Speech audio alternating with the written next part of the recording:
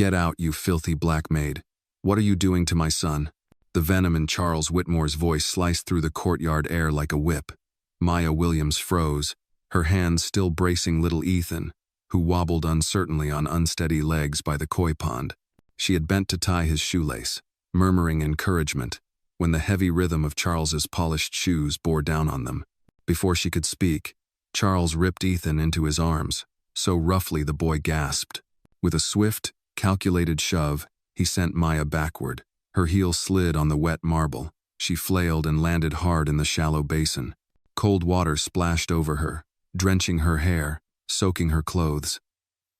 The faint perfume of lilies was drowned by the taste of humiliation. Maya stood, dripping, heart pounding. "Mr. Whitmore, I was only..." "Only what?" His tone was sharp enough to cut glass. "Only laying your hands on my son like you have the right? I don't care what excuse you've cooked up. I've seen your kind always thinking you can inch your way into places you don't belong." "I was helping him walk," Maya said, forcing her voice to stay steady. Charles's laugh was hollow, mocking. "Helping him? Don't insult my intelligence. I've spent millions on the best specialists alive, men and women with Ivy League diplomas on their walls. Decades of experience, entire teams behind them. Harvard, Johns Hopkins, Stanford. They couldn't get him to take those steps. But you?" He looked her up and down, eyes cold. "A maid who probably scraped through high school. Think you can do what they couldn't? You think your skin gives you some special magic the rest of us don't have?" "It's not about magic," Maya began. "It's about skill," he snarled, cutting her off. "It's about education, discipline, refinement, none of which you have. You're here to clean floors, pour juice, keep quiet, not to play savior." His voice rose, echoing off the marble. "My son is not some stray mutt you can pet to feel good about yourself.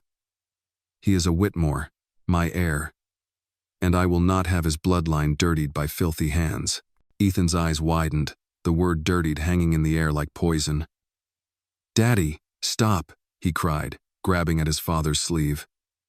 "She's not bad. She makes me feel brave." Charles didn't even glance at him. His eyes stayed locked on Maya. "People like you need to remember your place. You serve, you obey, you don't touch what doesn't belong to you. And if you ever forget that again, I'll make sure you never work in this city, or any city, ever again." Maya's throat burned. "I don't see your son as property, sir. I see him as a child who deserves a chance to..." "Enough." The word was a whip crack. "Pack your things. You're finished here. If I so much as hear you mention my son's name, I'll have you scrubbing public toilets for the rest of your life." Ethan's small voice broke into sobs. "I want Maya. I want Maya." His little arms reached toward her, but Charles turned sharply, clutching him closer. "Stop crying, Ethan," he ordered, his tone like stone. "You don't need her. You have me." The boy's wails trailed behind them as Charles carried him inside, echoing through the polished halls. Maya stayed rooted by the pond, her clothes heavy, her skin chilled not from the water, but from the sting of his words. She had been insulted before, but never with such surgical cruelty. Never with such precision aimed at her color, her heritage, her very right to stand where she stood. That evening, she packed in silence and left before the sun dropped behind the skyline. In his private study that night, Charles poured a glass of scotch, the amber liquid catching the dim light. He told himself he'd protected Ethan from false hope, from unqualified hands. But the image of his son's tear-streaked face refused to fade. On impulse, he reached for the remote, pulling up the courtyard camera feed. He expected proof of his correctness. What he saw instead made his chest tighten. There was Ethan, teetering near the pond. Maya knelt to tie his shoelace, smiling gently. And then, clear as daylight, Ethan took 3 deliberate steps toward the bench. No therapist guiding him, no expensive equipment, just her voice, steady and warm. Charles rewound the footage, watched it again, and again. With each replay, the rage in his gut was replaced by something heavier, shame. She had done what his army of experts could not, and he had crushed her for it. If you feel for the character in this story, hit like and drop a comment with where you are watching from. You might be surprised to find someone nearby watching along with you. The next morning, Charles skipped the office. Dressed simply, he stood outside a modest apartment above a laundromat, 2 steaming cups of coffee in hand. When Maya opened the door, surprise flickered in her eyes, replaced quickly by caution. "I was wrong," Charles said, the words grating against his pride. "I saw the footage. You were helping him more than anyone else ever has. I can't take back what I said, but I can ask you to come back, not part-time, full-time. Name your terms."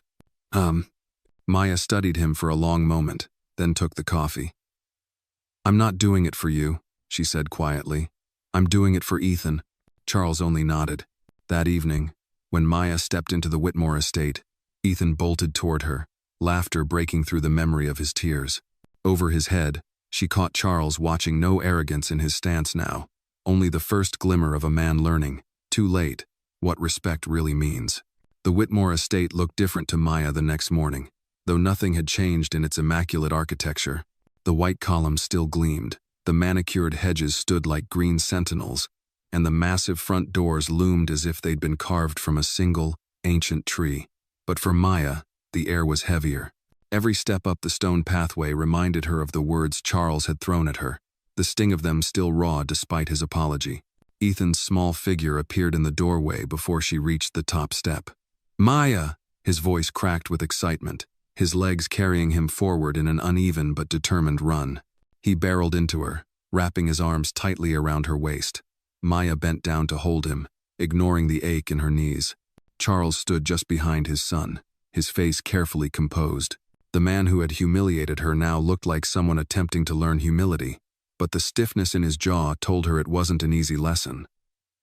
"He's been asking for you since dawn," Charles said quietly. "I can tell," Maya replied, her tone even. She didn't want to linger on the tension between them, not in front of Ethan. "Come on, little man.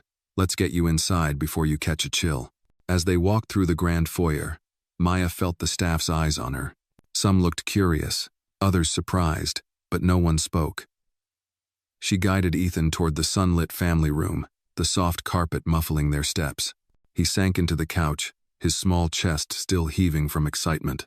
"Maya," Ethan said, "can we go to the garden later? I want to show you how far I can walk now." His grin was so wide it made her forget, for a moment, the events of the day before. "Of course," she said. "But first, let's eat something. You need energy for all that walking." From the doorway, Charles watched them. There was a question in his eyes, but he didn't ask it yet. Instead, he disappeared into his study, leaving Maya alone with Ethan. She prepared a plate of scrambled eggs and toast, cutting the crust off the bread just the way he liked.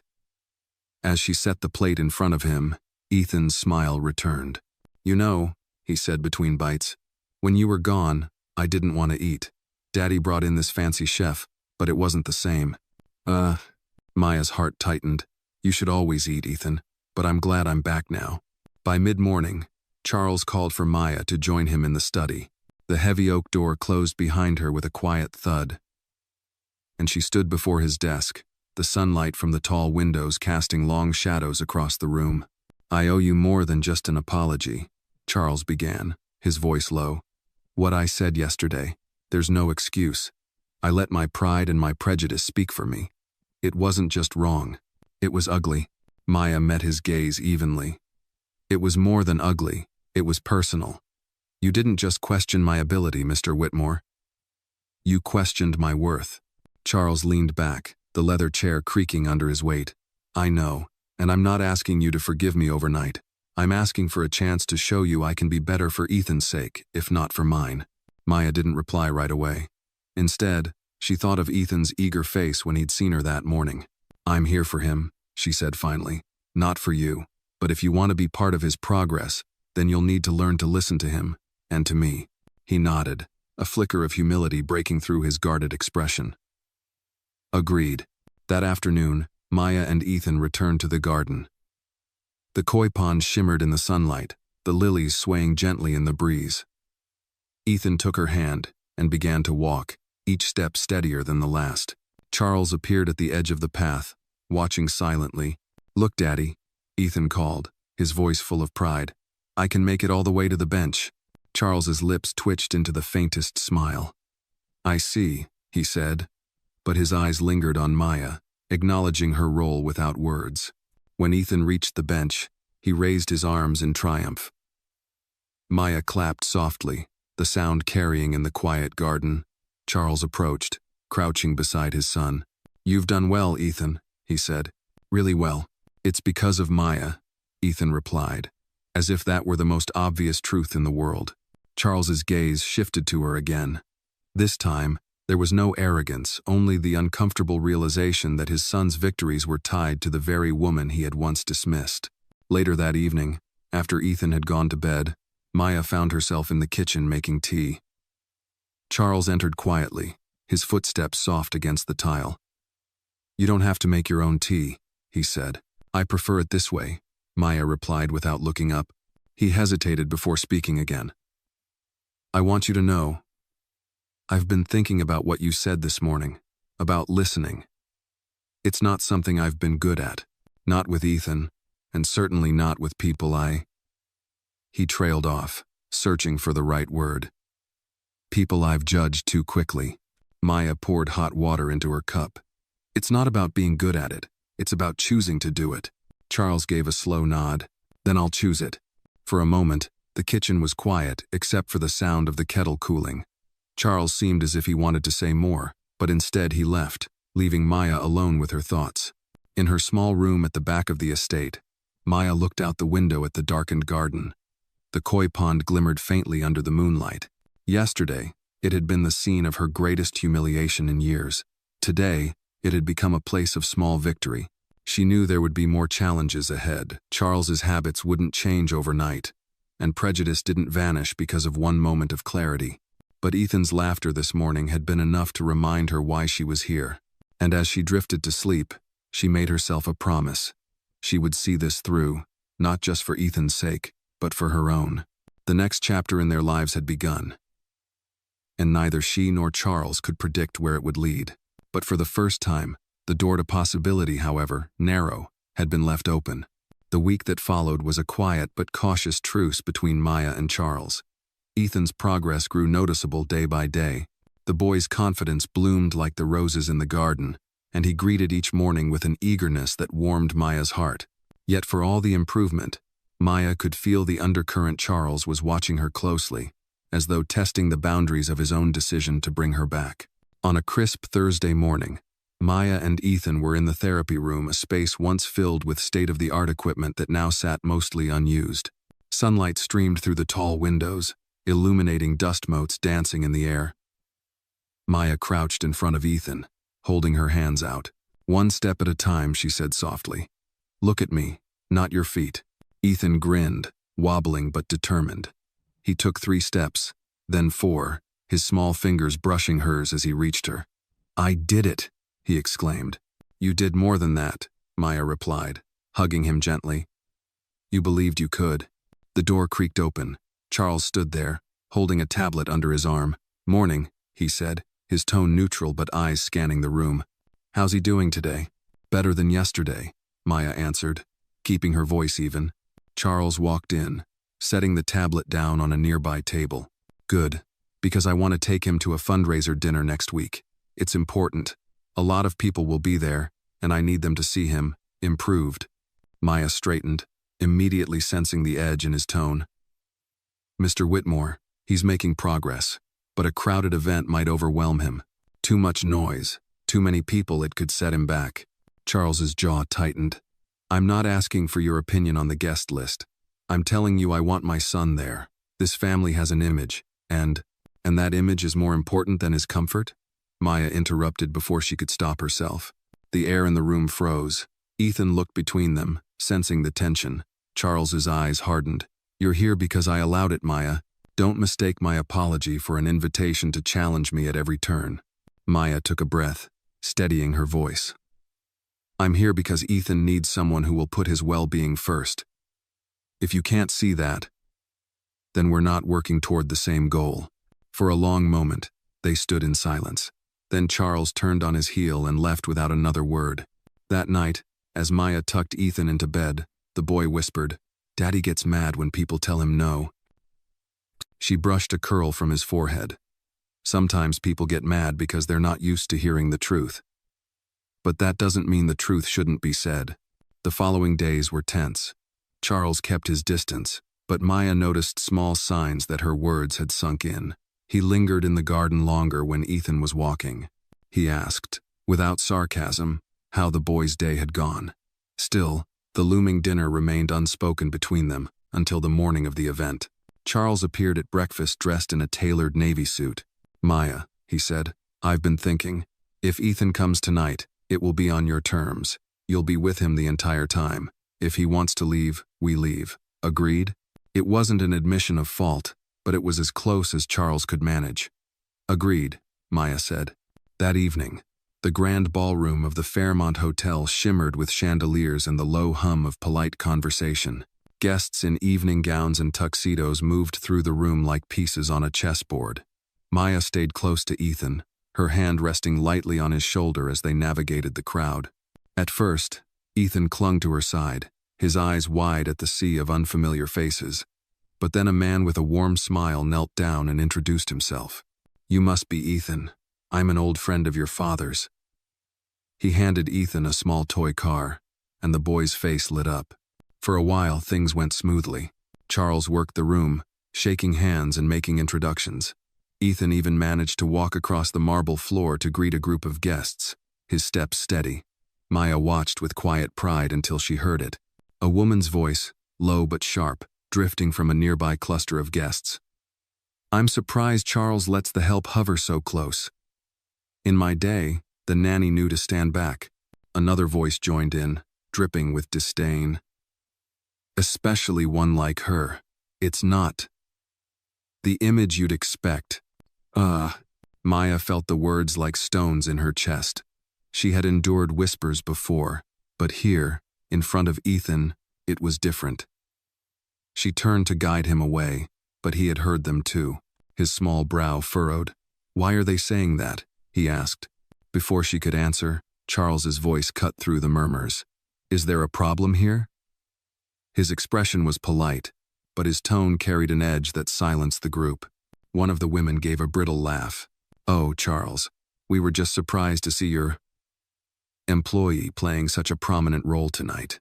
Charles's eyes flicked to Maya, then back to the women. "Maya is not just an employee. She's the reason my son is walking again. And if anyone here has a problem with that, you can take it up with me directly." The group shifted uncomfortably, their smiles faltering. Maya felt a rush of conflicting emotions, gratitude, surprise, and something like the beginning of respect. Ethan squeezed her hand. "See, Daddy knows you're good," he whispered. Later, as they left the event early by mutual agreement, Ethan dozed in the back seat, his head resting against Maya's arm. Charles drove in silence for a while before speaking. "They were wrong to say what they did, and I was wrong to ever make you feel the same way." Maya met his eyes in the rearview mirror. "Words matter, Mr. Whitmore. So do actions." He gave a single nod. "I'm working on both." As they pulled into the estate's driveway, Maya realized the evening had been more than just a test for Ethan. It had been a test for Charles, too. And for the first time, she thought he might actually be capable of passing the next one. Would you like me to continue with Chapter 4, where tensions rise again, but Charles begins to confront his own past biases in a much deeper, more personal way? That could push the emotional arc forward. The morning after the fundraiser, the Whitmore estate was unusually still. Sunlight poured through the kitchen windows, glinting off the polished counters, but Maya could feel an unease humming through the house. Charles had barely spoken after they returned the previous night, retreating into his study without his usual formality. Maya found Ethan in the playroom, building a tower of wooden blocks. "Morning, champ," she said, sitting cross-legged beside him. "Morning, Maya." He didn't look up, but his voice was softer than usual. "Why do people look at you like that? Like you don't belong here?" The question caught her off guard. She searched his face, wondering how much truth to share. "Sometimes people see differences before they see the person," she said carefully. "And sometimes, they don't understand what those differences mean." Ethan frowned, placing another block on the tower. "But I understand. You help me. You make me brave. That should be enough." Her throat tightened. "It is enough for me, Ethan. More than enough." Before she could say more, Charles's voice came from the doorway. "Ethan, why don't you go get dressed for the garden? I want to talk to Maya." Ethan shuffled off, glancing over his shoulder once before disappearing. Charles stepped into the room, his hands in his pockets. You handled yourself well last night, better than I did, years ago. Maya tilted her head. Years ago? He exhaled, as if debating whether to continue. When I was Ethan's age, my father employed a driver, Henry, black man. Kindest person I knew. He taught me to play chess, took me to school every morning. One day, I overheard my father telling him he'd never be anything more than the help. I didn't say a word. Not then, not ever. And Henry, he left a week later.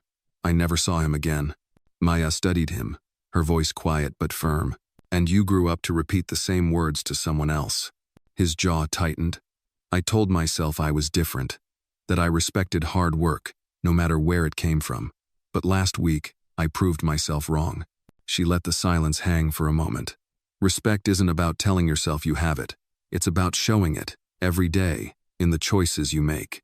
Charles nodded, the admission landing heavily between them. I want to change that. But I'm not sure I know how. You start by listening, she said simply, by treating people as more than what you think they are. The conversation ended there, but something in his expression told her it wouldn't be the last they'd have about it.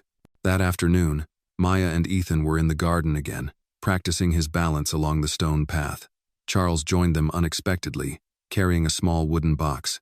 Henry's chess set. He explained when Maya looked at it. I found it in storage. Thought Ethan might like to learn. Ethan's eyes lit up.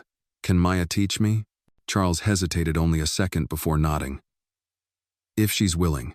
They set up the pieces on the bench near the koi pond. Maya explained the moves patiently, her hands guiding Ethan's as he learned to move the knights and bishops. Charles watched quietly, his face unreadable. Partway through the lesson, a voice called from the far end of the garden. It was Charles's older sister, Margaret, impeccably dressed and wearing an expression that radiated disapproval. Charles, she said, striding toward them. Mother called me this morning. She's heard about this arrangement. She's concerned. Maya felt Ethan tense beside her. What arrangement? Charles asked, his voice deliberately mild. That you've hired this woman as Ethan's caretaker, Margaret said, as though the words tasted bitter. You know Mother's feelings about. She glanced at Maya, her meaning unspoken but clear. Appearances matter, Charles. The Whitmore name matters. You can't have. She waved a dismissive hand. This paraded around in public. Charles's expression didn't change, but his voice was iron. This woman's name is Maya Williams. She's the reason Ethan is walking again. If Mother has a problem with that, she can speak to me directly. Margaret's lips pressed into a thin line. You've changed, she said coldly, and not for the better. Maybe, Charles replied. Or maybe I've just stopped pretending the old way was right. She turned sharply and walked away, the sound of her heels fading down the path. Ethan looked up at Maya, worry flickering in his eyes. Are they going to make you leave again? Maya smiled faintly. Not if your dad has anything to say about it. Charles's gaze met hers over the chessboard. Not this time, he said, and there was a quiet certainty in his tone. That evening, over dinner, the air at the table felt lighter despite the earlier confrontation. Ethan chattered about his chess game, and Charles listened, occasionally glancing at Maya with something like gratitude. Later, as she was leaving the dining room, Charles stopped her. Thank you for not walking away today, he said. She raised an eyebrow. From Margaret?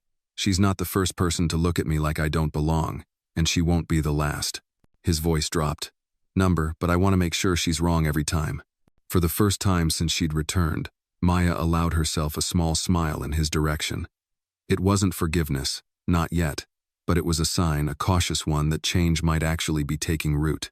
And in the quiet of her room that night, she realized something she hadn't before. The battles ahead wouldn't just be about Ethan's recovery. They would be about dismantling years of prejudice. One conversation, one confrontation, one hard choice at a time. 2 weeks passed without another appearance from Margaret, but Maya knew better than to believe the storm had passed.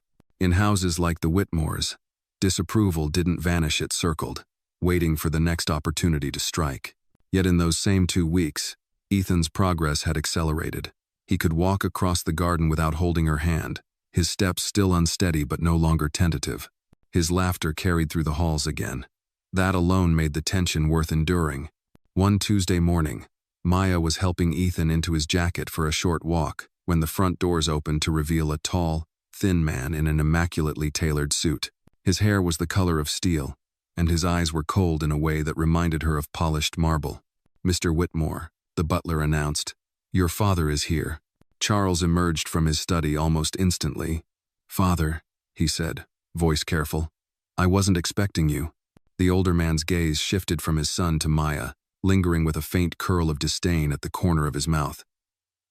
"So this is the woman I've heard so much about." Maya straightened, refusing to shrink under the scrutiny. "Maya Williams," she said evenly. His eyes swept over her once, as though assessing a purchase he had no intention of making. "I see." Then turning back to Charles, he said, "We need to talk, privately." Maya guided Ethan toward the garden, but the walls of the Whitmore estate were thick, yet never thick enough to hide raised voices. She caught fragments through the open window. The family name. Dangerous precedent. What people will think. By the time Charles found them outside, his expression was a mask, but his clenched fists told another story. "Ethan," he said gently, "why don't you show Maya your new race across the stones?" As Ethan ran off toward the koi pond, Charles spoke quietly. "He thinks hiring you full-time was a mistake.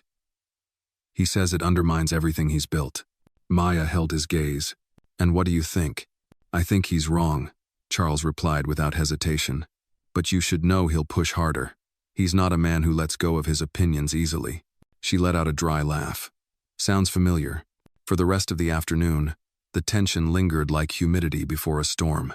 It broke just before dinner, when the elder Whitmore returned not to his son's study, but to the dining room where Maya and Ethan were already seated. "I'll join you," he said, sliding into the seat opposite Maya without waiting for permission. The meal began in silence, the clink of silverware, the only sound. Then, with deliberate slowness, the older man set down his fork. "Tell me, Miss Williams, what makes you think you're qualified to handle a child like Ethan?" Maya glanced at Ethan, who was watching the exchange with wide eyes. She forced her voice to remain calm. "Because I see him as a child first, not a project. I don't measure him against what others can't do, I measure him against what he's doing today." The elder Whitmore's lips thinned. "And you believe that sentiment is enough? Charles has spent fortunes on experts. Degrees, credentials, publications, none of them managed to do what you claim to have achieved." "It's not a claim," she said evenly. "It's his reality now. You can see it yourself." His gaze hardened. "Luck can be mistaken for skill." Ethan spoke up then, his small voice firm. "It's not luck. Maya makes me feel like I can try. You never even asked me before." A flicker barely perceptible crossed the old man's face. But instead of answering his grandson, he pushed back his chair and stood. "Charles, a word." This time, Charles didn't follow. "No," he said simply. "If you have something to say, you can say it here." The tension at the table was sharp enough to cut. Finally, the elder Whitmore said, "You're making a mistake. When this experiment fails, it will be on you." "Then it will be on me," Charles said, his tone final. The old man left without another word, the echo of his steps fading into the hall. That night, after Ethan was asleep, Charles found Maya in the kitchen rinsing teacups. "You handled him better than most," he said. "I wasn't here to handle him," she replied. "I was here to make sure Ethan knows someone is in his corner, no matter who sits across the table." Charles leaned against the counter. "You know, years ago, I would have agreed with him. Maybe even said worse. I'm not proud of that. But tonight, I realized something. I've spent my whole life letting my family's approval dictate my choices. I think it's time that stops." Maya met his gaze. "That's a line in the sand, Mr. Whitmore. Once you draw it, you can't erase it." "I'm counting on it," he said quietly. The next morning brought a surprising shift. Instead of his usual reserved greeting, Charles asked if he could join their morning exercises. Together, the three of them walked the garden path, Ethan laughing as he tried to keep pace with his father. Maya watched them, recognizing the subtle change not just in Ethan's stride, but in Charles's posture. He wasn't just watching anymore. He was participating, and for the first time since she stepped back into this house, Maya began to believe the battle she was fighting might actually change more than one life. By the end of the week, Maya noticed a subtle shift in the rhythm of the Whitmore estate. The air felt less oppressive, the staff less guarded in her presence. Even the butler, Mr. Hargrove, who had kept his interactions with her clipped and purely functional, had begun offering polite small talk in the mornings. But it wasn't lost on her that change here came slowly, like thawing ice, fragile, easily shattered. One late afternoon, Maya was in the library with Ethan, helping him with a puzzle of a sprawling map of the United States. He was carefully fitting in the last few pieces when Charles entered, his phone in one hand, a look of irritation tightening his features. "Maya," he said, "I need to talk to you." "Alone?" Ethan immediately frowned. "Is this about me?" Charles forced a smile for his son. "No, buddy, just grown-up stuff. Why don't you finish the puzzle while we step outside?" Maya followed him into the hallway, closing the library door behind her. "What's going on?" she asked. He turned the phone toward her, the glow of the screen illuminating a short, venomous paragraph from a society gossip blog. The headline read, "Whitmore heir in questionable company. Caretaker's past raises eyebrows." The article dredged up details from Maya's life she had never hidden but certainly hadn't broadcast her years working multiple low-wage jobs. The eviction notice she'd fought off in her 20s, even a thinly veiled insinuation about her ambitions toward the family. "Margaret," Maya said flatly, recognizing the style of attack immediately. "I think so," Charles admitted. "It's her way of turning the screws without leaving fingerprints. My PR team flagged it this morning." Maya crossed her arms. "And you're telling me this because I need to know if there's anything else that could be dragged out. Anything she could twist." Her gaze hardened. "I've done nothing to be ashamed of, Mr. Whitmore. If working to survive is scandalous, then so be it." He raised a hand. "I'm not accusing you. I'm trying to figure out how to protect you." The words caught her off guard. "Protect me?" "Yes," he said, his tone leaving no room for misunderstanding. "You work for me. You care for my son. That makes you part of this family in ways that matter, whether my sister likes it or not. And I won't let her tear you down to score points." Maya held his gaze for a long moment before speaking. "If you really mean that, then don't just defend me behind closed doors. Stand up for me where it counts." His jaw tightened in a way that told her he understood exactly what she meant. That evening, during dinner, the opportunity came sooner than either of them expected. Margaret swept into the dining room unannounced, a thin smile painted on her face. "I came to check on Ethan," she said sweetly, though her eyes were fixed on Maya like a predator sizing up prey. Ethan beamed at her, oblivious to the tension. "I can walk across the garden now without help. Maya taught me." Margaret's smile tightened. "How wonderful. I only wish I could say the same for the company you keep." Charles's fork clattered against his plate. "Enough, Margaret." She raised her brows innocently. "What?" "I'm simply suggesting you be mindful of appearances. These things matter in our circles. I mean, really, Charles. A caretaker with a colorful history. It's only natural people will talk." Maya felt Ethan's eyes flick toward her, confusion clouding his face. She took a slow breath, ready to speak, but Charles's voice cut in louder than she'd ever heard at this table. "Maya's history is one of perseverance and strength. She's done more for my son in a few weeks than all the specialists and so-called experts I hired over the years. If people want to talk about that, let them." Margaret's smile faltered. "You can't be serious." "I'm entirely serious," Charles said, his voice like steel. "If your only concern is what the neighbors think, then maybe it's time you stopped visiting." The room went silent. Even Mr. Hargrove, passing through with a tray, paused mid-step. Margaret's cheeks flushed, but she said nothing further, turning on her heel and leaving the dining room. Ethan broke the silence first. "Does this mean she won't come back?" Charles glanced at Maya, then back to his son. "It means she'll think twice before saying something unkind about someone who's part of this household." Later that night, Maya found herself alone in the kitchen, brewing tea to settle the adrenaline still coursing through her. Charles entered quietly, leaning against the counter. "I hope I passed your test," he said. She arched a brow. "Test? You told me to stand up for you where it counts. I thought that counted." Her lips curved into a faint smile despite herself. "It did." He nodded, almost relieved, and for a moment, They stood in companionable silence. Then Charles said, "I've been thinking about hosting a small gathering here. Not the usual society nonsense, something for people who matter to Ethan. People who actually support him." Maya studied him. "You're not worried about the optics? I'm more worried about the people who've been here all along and never cared about him beyond a photo op," he replied. "Besides, if I've learned anything lately, it's that the right company matters more than the right image." She didn't say it aloud, but the thought crossed her mind. Maybe, just maybe, Charles Whitmore was starting to see the world through a different lens. And as she carried her tea upstairs later that night, Maya realized that while cracks in the Whitmore armor had begun to show, they weren't weaknesses, they were openings. Openings where light could finally get in. The following week, the Whitmore estate began to hum with preparations for the gathering Charles had promised. It wasn't the typical affair of glittering gowns and champagne towers. Instead, Maya noticed the guest list included Ethan's physical therapist from the community clinic, his favorite librarian, 2 retired neighbors who always waved to them on morning walks, and a handful of Charles's business associates who had shown genuine interest in Ethan's progress. It was a different kind of crowd, one that raised eyebrows among the staff, but brought a quiet satisfaction to Maya.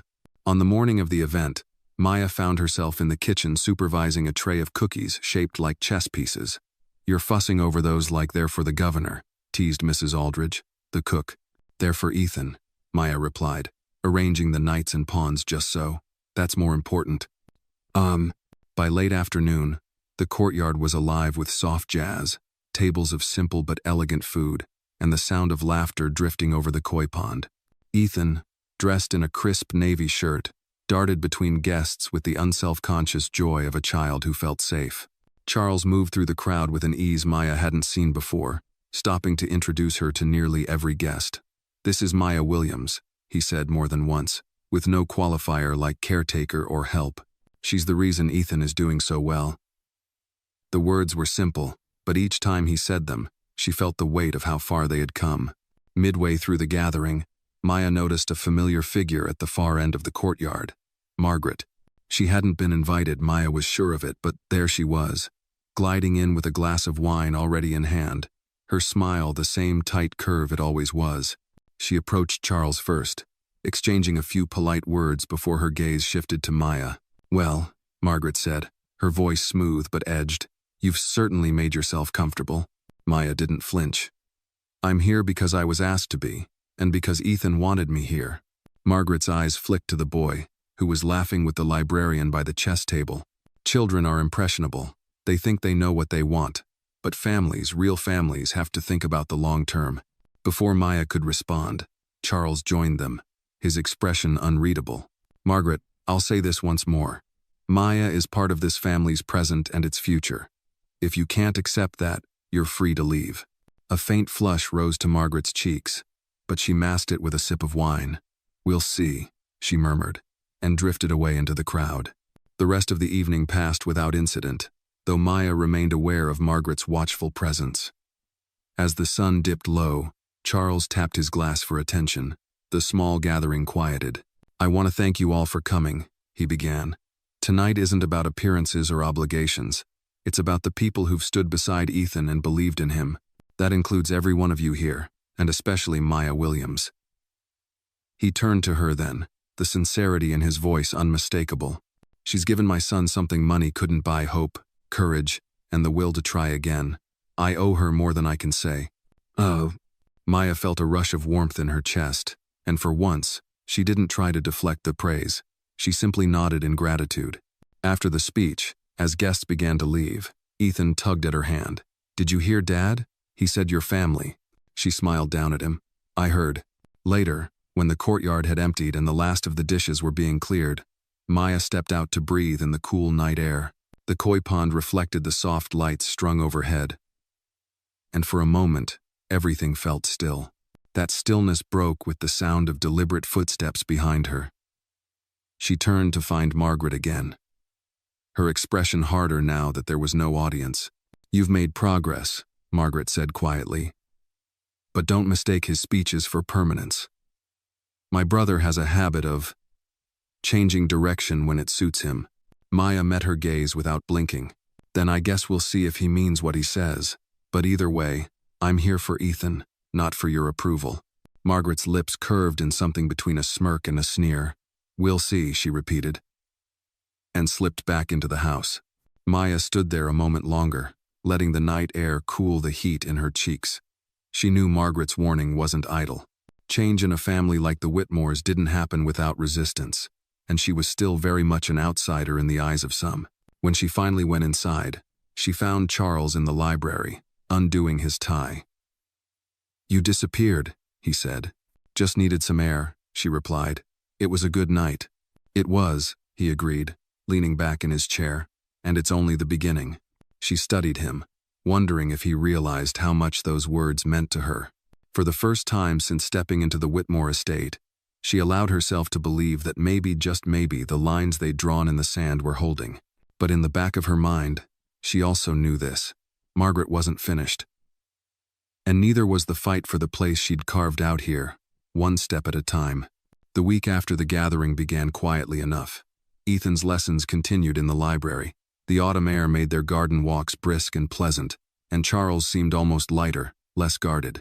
But peace at the Whitmore estate never lasted long, and Maya sensed an undercurrent she couldn't yet name, like the faint scent of smoke before the fire. On Thursday morning, Maya was in the kitchen making Ethan's breakfast when Mr. Hargrove appeared in the doorway, holding a manila envelope. This came by courier. "For Mr. Whitmore," he said, placing it on the counter. The envelope was thick, sealed with a tab, and bore no return address. Charles entered moments later, coffee in hand. He took the envelope, tore it open without ceremony, and slid out a neat stack of photographs. The first was of Maya leaving a small grocery store, a paper bag tucked under one arm. The next, taken on a different day, showed her unlocking the door to her modest apartment building. Another captured her in conversation with a man Maya vaguely recognized from the neighborhood, his hand resting briefly on her shoulder. "Who took these?" Charles asked, his voice low but sharp. Maya stepped closer, scanning the images. "Someone who's been following me, probably for days." Charles flipped through the rest, his jaw tightening. The final photo was the most damning in its framing. Maya handing Ethan a glass of water in the courtyard, his small hand reaching for hers. The angle and focus made it look strangely intimate, almost staged. "They're trying to build a narrative," Maya said flatly. He looked up at her. "Margaret." It wasn't a question. Maya crossed her arms. "It's invasive, and it's meant to make you doubt me." "I don't," Charles said instantly, but she could see in the set of his mouth that he understood the damage such images could do if they landed in the wrong hands, or worse, in the right ones with the wrong intentions. By afternoon, the ripple had reached beyond the estate. Charles received a call from one of his longtime business partners, delicately inquiring about the woman in those photographs. Maya wasn't in the room for the conversation, but she could hear the measured calm in Charles's voice, the way he was holding back the edge of anger. That evening, after Ethan was asleep, Charles called her into the study. The photographs were spread out across his desk like evidence in a trial. "They're meant to humiliate you," he said. "But make no mistake, they're meant to corner me. If I defend you, I look like a man blinded by sentiment. If I distance myself, I betray Ethan." Maya rested her hands on the back of a leather chair. "So what's your move?" His gaze held hers. "We don't hide. We don't explain. We show the truth in plain sight without apology. I want you with Ethan at every public event this month. I want people to see exactly what you do for him, and how much he thrives because of you." She searched his face for any sign of doubt. "You're sure?" "Absolutely," he said. "If Margaret wants a fight, she'll have to do it in the open." The first test came sooner than expected. That Saturday, Charles attended a charity auction in the city, a high-profile event with plenty of cameras. He insisted Maya come along with Ethan, dressed not as the help, but as a guest. She wore a deep green dress that brushed her knees, her hair swept up neatly, and Ethan clung to her hand as they entered the ballroom together. Conversations dipped as they passed. Maya felt the weight of every glance, every whisper. She kept her head high, focusing on Ethan's quiet chatter about the chandeliers and the enormous ice sculpture shaped like a swan. Margaret was there, of course. She glided toward them, all smiles for the benefit of the photographers nearby. "Maya," she said warmly enough to fool anyone who didn't know her, "I see you've joined us tonight." "Of course," Maya replied, matching her tone. "Ethan wanted me here." Margaret's gaze flickered to her brother. "And you allowed it?" Charles's smile didn't reach his eyes. "I invited her, and I'll keep doing so." The rest of the evening was a careful dance. Margaret lingered nearby often enough to be noticed, her eyes sharp as cameras captured Maya helping Ethan navigate the crowd, guiding him gently up the small steps to the stage when Charles presented a donation. Each time, Ethan beamed at her, and Maya could almost hear the narrative Margaret had hoped to craft unraveling with each flash of a camera. When they returned to the estate that night, Ethan fell asleep in the car, his head resting against Maya's arm. Charles glanced in the rearview mirror, his voice quiet but certain. "You were perfect tonight." Maya shook her head. "I was just doing my job." "You were doing more than that," he said. "You were proving them wrong without saying a word." Back at the house, as she carried Ethan to his room, Maya knew the battle with Margaret was far from over. The photographs had been the first strike, but tonight, they had answered without retreat, and that was a beginning she could live with. Yet deep down, she also knew that when the next blow came, and it might not be aimed just at her reputation. It might strike at the very bond she had fought to build with Ethan, and for that, she would need to be ready. The Monday after the charity auction, the Whitmore estate felt unusually tense. The staff moved briskly but avoided lingering in the halls, as if something unspoken had already settled over the house. Maya sensed it the moment she arrived in the kitchen that morning to prepare Ethan's breakfast. Mrs. Aldridge wouldn't meet her eyes, and Mr. Hargrove seemed more guarded than usual. It wasn't long before she learned why. Charles appeared in the doorway, his phone in one hand, his jaw tight. "We need to talk," he said simply. He didn't wait for her reply, just turned and headed toward the study. When she followed him in, he locked the door behind them. A newspaper lay open on his desk, a glossy color spread, showing Ethan on stage at the charity auction, smiling in his navy suit. But beside him, the photographer had captured Maya, her hand lightly on his shoulder. The caption beneath read, "Whitmore Heir's mysterious companion. Who is she, and why is she always at his side?" "That's not the worst of it," Charles said, tossing another paper onto the desk. This one was nastier, the headline in bold, "From Maid to Manipulator. Inside the Rise of Maya Williams." The article was a carefully crafted smear, implying she had ingratiated herself into the family for personal gain, even suggesting without outright saying that she was positioning herself for a financial windfall. Maya's stomach tightened. "Margaret." Charles didn't answer immediately, but his silence was telling. He dropped into the leather chair behind his desk, rubbing his temples. "She's pulling strings with every gossip outlet she can find, and they're running with it because it sells." Maya moved closer, her voice steady. "So what do we do? Hide again?" "Because I won't." He looked up sharply.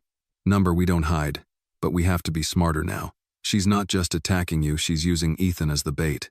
That makes this more dangerous." That afternoon, the danger became clear. While Maya and Ethan were in the courtyard practicing his walking drills, a man with a camera appeared just outside the gates, shouting questions. "Maya, over here. How much are the Whitmores paying you?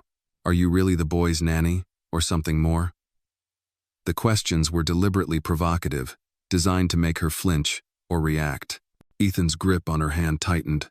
"Why is he yelling?" "Because some people don't know how to be polite," she said softly, steering him back toward the house. She could feel the camera lens following every movement until the gates finally closed behind them. Inside, Charles was already on the phone with security. "Double the patrols," he ordered, "and keep the press off the property. I don't care how much it costs." That evening, after Ethan was in bed, Maya found herself in the library, staring out at the darkened garden. Charles joined her quietly, 2 glasses of wine in hand. He passed one to her without a word. "I've dealt with press before," he said finally, "but never like this. They're not interested in the truth. They're interested in turning you into a villain so they can sell the story." Maya took a slow sip. "Then we show them something they can't twist." He studied her. "What do you mean?" "A public moment. One they can't frame any other way. Let them see Ethan's progress for themselves. not in a photograph they can crop or a quote they can misinterpret. A live event. Charles leaned back, considering it. Like a charity demonstration? Like a celebration of his progress, she said. Invite the community clinic staff, his old therapists, people who've actually helped him along the way. If the press wants to cover it, fine. Let them see the truth in real time. It was risky, Maya knew that. Margaret would likely try to twist even that into something ugly. But the alternative was to let the narrative be written without her. The next day, Charles set the plan in motion. Invitations went out, and within 48 hours, the estate was buzzing with preparations. Maya worked closely with Ethan to rehearse his walking routine, pacing him so he wouldn't tire too quickly. He was eager, proud of every extra step. On the morning of the event, the driveway filled with cars. Guests mingled on the lawn while reporters, kept behind a velvet rope, trained their cameras on the small wooden platform set up near the garden.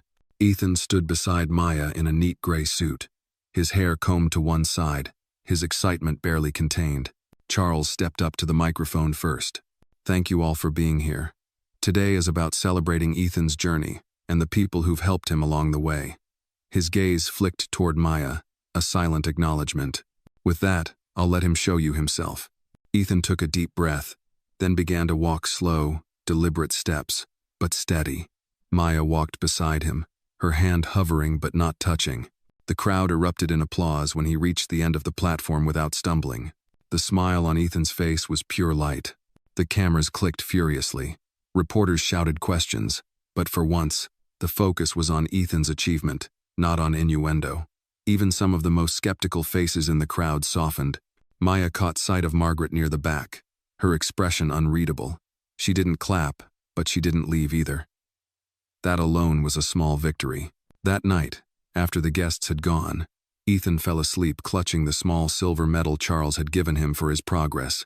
Maya stood in the doorway, watching him, until she felt Charles step up beside her. You were right, he said quietly. They couldn't twist what they saw. Maya didn't answer immediately. She was thinking of Margaret's face, the way she had watched without speaking. For now, she said finally, but she's not finished, and neither are we.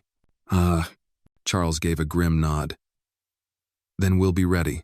The shadow over the house hadn't lifted entirely, but for the first time, Maya felt they'd pushed it back if only a little. And that was enough to keep going. 3 days after Ethan's public demonstration, the media storm shifted tone. Headlines praised the boy's determination, some even commending Charles for supporting a diverse team in his household. But Maya knew better than to think the tide had truly turned. For every positive article, there were whispers pieces that still hinted at ulterior motives, questioning her background, her place in the Whitmore household. And Margaret was still silent, which was worse than her direct attacks. Silence meant she was planning. On Thursday morning, Maya was walking Ethan through his balance exercises in the courtyard when Mr. Hargrove approached with a note. A woman dropped this off at the gate, he said. No name, just a heavy cream envelope sealed with a gold emblem. Inside was a short message. Meet me at Harrington's Cafe, 3 p.m. I think we can help each other. There was no signature, but Maya didn't need one. The neat, looping script was unmistakable. Margaret. When she told Charles, he didn't try to dissuade her. Go, he said. I want to know what she thinks she can offer you. Harrington's Cafe was one of those old, wood-paneled places that smelled faintly of cinnamon and espresso, the kind of cafe where business deals and betrayals alike had been sealed over lattes. Margaret was already seated at a corner table, immaculate in a cream silk blouse, a diamond bracelet glinting at her wrist. Maya, she greeted smoothly, as though they were acquaintances meeting for lunch. Coffee, or do you prefer tea? I prefer to know why I'm here, Maya said, sliding into the seat opposite. Margaret smiled faintly, as if amused by her bluntness. You've done well for yourself. Better than I expected, frankly. But let's not pretend this arrangement is sustainable. Maya folded her arms. You mean me working for your nephew, or me being in the same house as you? Both, Margaret said, leaning forward. Charles is impulsive. He thinks with his emotions, especially when it comes to Ethan. Sooner or later, he'll realize this is untenable. The media scrutiny, the questions from the board, The whispers at every gala, he can't weather that forever. And when that moment comes, you'll be out. Maya kept her face still. So this is you warning me? This is me giving you an alternative, Margaret said. She reached into her bag and slid a slim envelope across the table. Enough to secure a comfortable life for yourself. You leave quietly, of your own accord. No public scene, no more photographs, no rumors to chase you from job to job. Maya didn't touch the envelope. You want me to sell out Ethan's trust. That's what you're asking. Margaret's voice softened, but it was the softness of a snake sliding through grass. I want you to think about your own future. Do you really believe Charles will keep you around when the cost becomes too high? Take this offer, and you control the terms of your exit. Maya stood, her chair scraping against the polished wood floor. You underestimate me, Margaret, and you underestimate Ethan. I'm not here for a payout, and I'm not here for Charles. I'm here because that boy believes in himself when I'm beside him. And I won't walk away from that because you're uncomfortable. Margaret's smile faltered, just for a second. Then I suppose we'll see how long you last. Maya left without looking back, but her pulse was still quick when she returned to the estate. Charles was in the library, reviewing documents. She told him everything, Margaret's words, the envelope she'd left untouched on the table. I'm not surprised, Charles said, leaning back in his chair. But she's escalating. This isn't just about you. She wants control over Ethan's environment, every person in it. Then we make sure she doesn't get it, Maya said. The following days were marked by a strange, uneasy quiet. No reporters at the gate, no new articles, no staged photographs. Maya focused on Ethan's routines, but she couldn't shake the feeling that Margaret's silence was tactical. The boy, thankfully, was oblivious, his energy and determination growing with each practice. That weekend, Charles hosted a small dinner for a few close allies, people he trusted to keep private matters private. The atmosphere was warm, filled with low laughter and clinking glasses, until a servant stepped in with a silver tray. On it was a single, white envelope addressed to Charles in bold print. He opened it at the table. Inside was a single photograph. Ethan, standing in the courtyard, Maya kneeling beside him, her hand on his back. The image was harmless on its own, but scrawled across the bottom in red ink were the words, "How much longer will you risk him?" Charles's expression darkened as he passed the photo to Maya. Around the table, conversation died into silence. She's threatening us now, Maya said quietly. Not us, Charles replied. You. That night, long after the guests had gone, Charles found Maya in the kitchen, her hands wrapped around a mug of tea she hadn't touched. She's not going to stop, Maya said. No, Charles agreed. But neither will we. You've already proven her wrong once. We'll do it again. They stood there for a long moment, the quiet of the estate wrapping around them like a fragile truce. Outside, the night pressed close against the windows, and somewhere in the dark, Maya imagined Margaret smiling to herself, already planning the next move. If she wanted a war, Maya thought, then it was time to stop playing defense. It was time to fight back. By Monday morning, the photograph with the red-inked threat had been burned into Maya's thoughts. She replayed it while making Ethan's breakfast, while helping him with his physical therapy, even while walking the long marble halls of the Whitmore estate. The message wasn't just intimidation, it was a warning. Margaret was making her intentions clear. She wanted Maya gone, and she was willing to rattle the very foundation of Ethan's security to get it. That afternoon, Charles summoned Maya to the study. The heavy curtains were drawn against the late autumn sun, casting the room in a muted amber glow. On the desk lay several folders, a notepad filled with his dense handwriting, and his laptop open to an email thread. We're not waiting for her to make the next move, he said without preamble. Maya pulled out a chair. So what's the plan? We fight back strategically. I've already instructed my legal team to prepare a cease and desist for any further defamation or harassment. But legal pressure alone won't stop Margaret. She thrives on drama. If we want to weaken her, we take away the platform she's using to spread her poison. Maya raised an eyebrow. Meaning? Meaning, Charles said, leaning forward. We expose her motives before she can twist the story again. She's been painting you as a manipulator, someone here for personal gain. But the truth? She's threatened you, bribed you, and targeted Ethan to get you out. If we bring those facts to light, she loses credibility. Maya hesitated. You're talking about going public with this?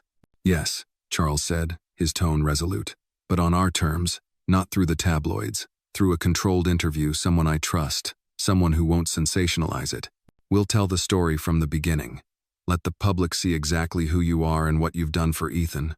Let them see Margaret for what she is. The idea made her uneasy. That means putting Ethan in the spotlight again. I'll protect him, Charles said firmly. He doesn't have to be in the interview. This is about you, your voice. The more they know about your dedication to him, the harder it will be for Margaret to sell her lies. They spent the next 2 days preparing. Charles arranged a meeting with Diane Cooper, a seasoned journalist known for her integrity and calm demeanor, someone respected even by the most cynical corners of the press. Maya was reluctant, but when Diane arrived at the estate, her presence was surprisingly reassuring. She spoke to Maya like a peer, not a subject, and made it clear she wasn't there to dig for scandal, only truth. In the library, with the cameras discreetly positioned and the fireplace glowing in the background, Diane began. Maya, you've been with the Whitmore family for how long now? 7 months, Maya said, her voice steady though her hands clasped tightly in her lap. And in that time, you've worked closely with Ethan on his mobility. Yes, Maya replied. When I arrived, Ethan struggled to take more than a few steps without assistance. He'd been through countless medical treatments, therapies, but he was discouraged. I focused on making the process something he enjoyed, something that felt less like a burden and more like an adventure. Over time, he began to believe he could do more, and he did. Diane nodded, giving her space to elaborate.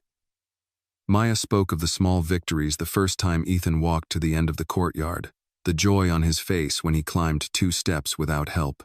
She kept her tone humble, but each story was a quiet rebuttal to the image Margaret had tried to create. When Diane asked about the challenges, Maya didn't shy away. The biggest challenge isn't physical, it's protecting him from people who see him as leverage. There have been attempts to push me out, to make me seem unfit, even to threaten me directly. But I'm here because Ethan trusts me, and I won't betray that trust. After the interview, Diane assured them the piece would air in a week, uncut and without spin. It was a risk, but one Maya felt strangely at peace with.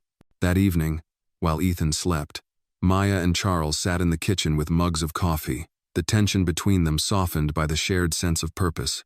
You were remarkable today, Charles said quietly. I told the truth, Maya replied. And sometimes, he said, that's the most powerful thing you can do. But even as they spoke, Margaret was moving. The next morning, a thick envelope arrived for Charles, this time hand-delivered by a messenger. Inside was a neatly typed letter, an invitation. Margaret was hosting a gala the following Saturday, a fundraiser for children's health programs. The note extended to both Charles and his household, but Maya could see the underlying challenge in the elegant script. It wasn't just an invitation, it was a summons to her battlefield. She wants you there, Charles said, scanning the letter. In her territory, on her terms. Then we go, Maya said, surprising even herself with the firmness in her voice. If this is where she wants the fight, then we show her we're not afraid to stand in the light. Charles studied her for a long moment, then nodded. All right, but this time, we go prepared. And as the week wore on, the preparations began not just for a public appearance, but for a confrontation that would either cement Maya's place in Ethan's life or give Margaret the opening she'd been clawing for. One way or another, the battle lines had been drawn. The Whitmore limousine rolled to a smooth stop outside the Metropolitan Grand Hotel, its sweeping marble steps bathed in golden light from the crystal chandeliers inside. Outside, the city buzzed with the muted hum of traffic, but here, in this enclave of wealth and influence, time seemed to slow. Reporters and photographers lined the red carpet, their cameras already flashing at the sight of Charles Whitmore stepping out, immaculately dressed in a midnight blue tuxedo. Maya emerged next, in a simple yet elegant black gown Charles had insisted on. The fabric hugged her frame without being ostentatious, the kind of understated grace that demanded respect without asking for it. A hush fell over the press line, followed by a flurry of camera shutters. She could feel their curiosity. This was Margaret's territory, and they knew it. Inside, The ballroom was a vision of opulence, gold leaf molding, towering floral arrangements, and a string quartet playing softly beneath a domed ceiling painted like a Renaissance sky. But the beauty of the room didn't soften the tension. Maya could feel the weight of every gaze, every whispered conversation. She kept her chin high, her steps steady, Ethan's face in her mind as an anchor. Margaret appeared near the center of the room, surrounded by a circle of donors and dignitaries. Her gown was a cascade of silver sequins, glittering like ice under the chandeliers. When her eyes met Maya's, her smile was warm enough to fool anyone who didn't know better. She moved toward them with the grace of someone who had spent a lifetime mastering her image. "Charles," she purred, offering her cheek for an air kiss. "And Maya, how unexpected to see you here." "We received your invitation," Charles replied, his tone cool but polite. It seemed impolite not to attend. Margaret's gaze lingered on Maya. "I'm glad you came. It's important to clear misunderstandings in person." "I couldn't agree more," Maya said, matching her tone. Dinner was served at round tables draped in cream silk, each place set with crystal stemware and fine china. Charles and Maya were seated at a table with several prominent donors, the conversation flowing politely over poached salmon and truffled risotto. But Maya was acutely aware of Margaret holding court at the head table, her laughter carrying just enough to remind everyone of her presence. Halfway through the evening, a stage was set for speeches. Margaret took the podium, her voice smooth and commanding as she spoke of the importance of children's health programs and the generosity of the night's donors. But then her tone shifted. "Of course," she said, "our work is not just about funding. It's about ensuring that children are guided by the right influences, that their well-being is safeguarded from opportunistic elements. We've all seen how quickly the wrong person, in the wrong role, can change the course of a child's life." Maya felt the words like a blade sliding between her ribs. Margaret never named her, but she didn't have to. The crowd's eyes flickered toward Maya, subtle but unmistakable. When the applause ended, Charles leaned toward Maya. "You don't have to respond," he murmured. "Yes," Maya said quietly, "I do." Moments later, during the open mic portion for major donors, Maya rose. The room quieted, curiosity crackling in the air. She stepped up to the podium, feeling every inch of the marble floor beneath her heels. "I'm not here as a donor," she began, her voice steady, "and I'm certainly not here to impress anyone with titles or wealth. I'm here because a little boy named Ethan Whitmore believes he can do more today than he could yesterday, and because I have the privilege of helping him prove himself right every single day." A ripple of murmurs passed through the room. Margaret's expression tightened, just slightly. Maya continued. "It's easy to stand in rooms like this and talk about what's best for children, to speak in abstract terms about their futures. But the reality is built in moments when they fall, when they try again, when they need someone to believe in them before they believe in themselves. I am proud to be that someone for Ethan, and I will not apologize for it." The applause was hesitant at first, then stronger, rising to a polite but undeniable ovation. Maya stepped down, her pulse pounding, but she didn't look at Margaret as she returned to her seat. After the speeches, as the quartet resumed playing, Margaret approached her near the bar. The room's chatter faded to a low hum around them. "You're bold," Margaret said, her smile fixed but her eyes sharp. "But you don't know the game you're playing." "I know enough," Maya replied, "and I know that Ethan is not a pawn." Margaret's smile faltered. "We'll see how long you keep your place." She turned on her heel and disappeared into the crowd, leaving the faint scent of her perfume and the weight of her words behind. Later, as they left the hotel, Charles glanced at Maya. "You handled yourself perfectly," he said. "I wasn't performing," she answered. "I was telling the truth." The city lights flashed across her face as the car pulled away from the curb. Somewhere behind them, Margaret was already calculating her next move. But for tonight, Maya felt a rare and solid certainty she had stood her ground in Margaret's world and walked away unshaken. Still, as the limousine disappeared into the night, she knew this was only one battle in a much longer war. The Whitmore estate felt different in the days after the gala. On the surface, everything was the same. Ethan's laughter echoed down the halls during their exercises. The household staff moved with quiet efficiency, and Charles maintained his composed, executive air. But there was an undercurrent Maya couldn't shake, a subtle tension that seemed to seep through the marble walls. It was in the way the security guards double-checked the gates, the way Charles's phone calls grew longer and more clipped, and the way Margaret's name hung in the air like an unspoken threat. One evening, after Ethan had gone to bed, Maya found herself wandering the quieter wing of the estate. She had learned the layout well by now, but something made her pause near the old family portrait gallery. The dim sconces lit a row of paintings stoic Whitmore ancestors staring down from gilded frames, each face a reminder of a lineage steeped in privilege. She stopped in front of a painting of a younger Charles, standing stiffly beside a man she assumed was his father. There was a hardness in the older man's eyes, the kind of expression that made it easy to imagine where Charles had learned his early prejudice. She was still studying the portrait when she heard the faintest click behind her. Turning, she saw a figure retreating down the hall. The silhouette was tall, broad-shouldered, and unmistakably not one of the regular staff. She quickened her pace, but the figure slipped through a side door before she could catch up. When she opened it, she found herself looking into an empty storage corridor. Whoever it was, they were gone. The next morning, she told Charles. His jaw tightened. No one outside the staff should have access to that wing. I'll have security review the footage. By mid-afternoon, he returned with a grave expression. The cameras in that hallway were disabled for 2 hours last night. Maya's stomach dropped. You think it's Margaret? I think, he said slowly, that she's willing to send people into my home, and that makes this more dangerous than I realized. That night, Charles had additional security brought in. Ethan wasn't told the details, but he sensed something was wrong. Why are there more guards, Maya? He asked as she tucked him in. Because your dad wants to make sure you're extra safe, she said, brushing his hair back gently. Will you still be here in the morning? His voice was small, uncertain. Maya smiled softly. Always.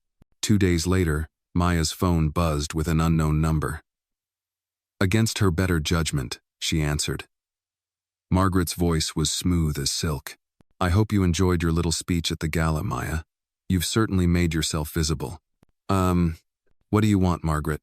To remind you, Margaret said, that visibility comes with consequences. You're not untouchable.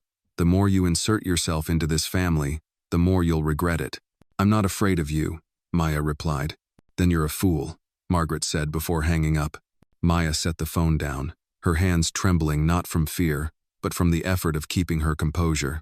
She went to find Charles, relaying the call word for word.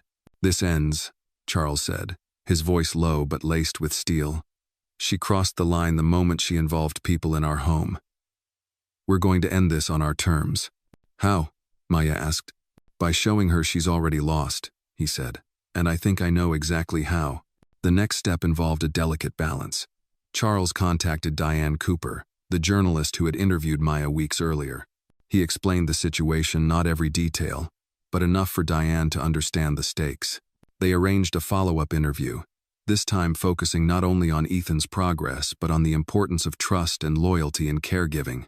The piece would run alongside a segment about threats faced by families with high public profiles, positioning Maya not as a liability but as a protector. On the morning of the interview, Ethan surprised Maya by presenting her with a small, unevenly wrapped package.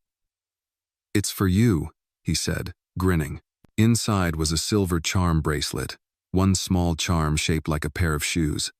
So you remember you helped me walk, he explained. Maya's eyes burned.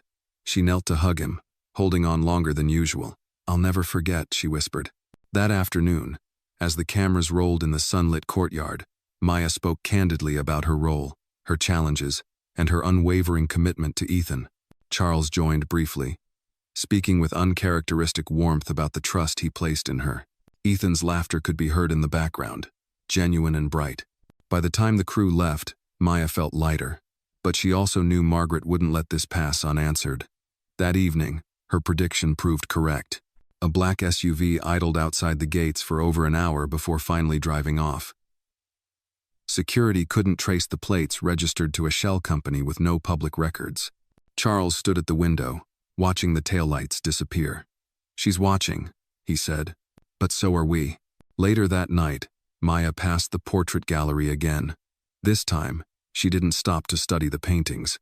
Instead, she walked straight to the end of the hall, where a narrow window overlooked the side driveway. In the faint light, she saw a lone figure at the edge of the property, just beyond the gates, looking in. The moment they realized she was watching, they stepped back into the shadows and vanished. It was a reminder Maya didn't need. The game wasn't over. Margaret was still out there, circling, waiting for an opening. But as she turned away from the window, Maya made herself a promise. She would not give her one. The morning after spotting the shadowy figure beyond the gates, Maya awoke to the sound of Ethan's laughter echoing faintly from the courtyard. It was a welcome sound, but she couldn't shake the weight of the night before. She moved through her routine with deliberate calm, making his breakfast, setting out his therapy equipment while her mind worked through the possibilities of who had been watching. When she joined Ethan outside, Charles was already there, crouched beside him as they arranged wooden blocks into elaborate towers. It was a rare sight. Charles relaxed, his tie missing, his sleeves rolled up. But when he saw Maya, the levity in his expression dimmed. He rose and stepped aside with her. "Security combed the perimeter again this morning," he said quietly. "No signs of forced entry, but the same set of footprints near the north fence, the same size and tread pattern as the night before." Maya felt her stomach tighten. "They're testing us, seeing how close they can get without being caught." "Which means," Charles said, "we give them something to find." She studied his face, unsure. "A trap?" "A message," he corrected. "They want to rattle us. Let's turn it around." By afternoon, Charles had put the plan into motion. 2 security consultants arrived, former law enforcement, discreet but efficient. They inspected the property, noting blind spots and areas where an intruder might linger undetected. Then they set up a decoy, a locked storage shed near the far edge of the grounds, stocked with innocuous but expensive-looking equipment. Hidden cameras were installed inside and around it, along with a silent alarm.